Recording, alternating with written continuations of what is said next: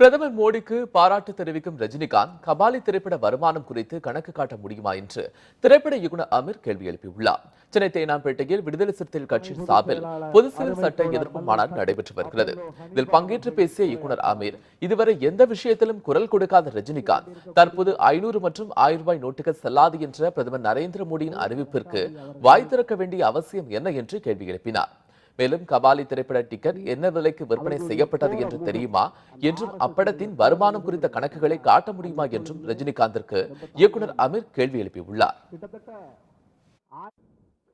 இந்த நாட்டில் எத்தனை அக்கிரமங்கள் நடந்திருக்கும் போது எதற்குமே வாய் திறக்காத ரஜினிகாந்த் இதுக்கு மட்டும் வாய் திறக்க வேண்டிய அவசியம் என்ன இருக்கிறதுனா அது நீண்டகால கள்ள நட்பு.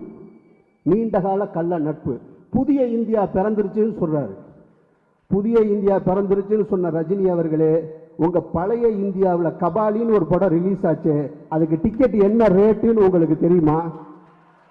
அரசு நிர்ணயிச்ச விலையில டிக்கெட் வித்தீங்களா? நீங்க உங்க சம்பளம் என்ன, மொத்த அந்த படத்தின் வியாபாரம் என்ன, அத்தனையும் கணக்கில் வந்திருக்குன்னு யாரால காட்ட முடியுமா?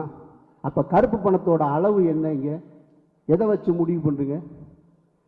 150 ரூபாய் டிக்கெட்டை 2000 ரூபாய்க்கு வித்து சம்பாதிக்கக்கூடிய ரஜினி கருப்பு பணத்துக்கு அவர் ஒழிக்கிறார், ஆதரவு கொடுக்கிறார்னு சொன்னா இதெல்லாம் என்ன அநியாயம்?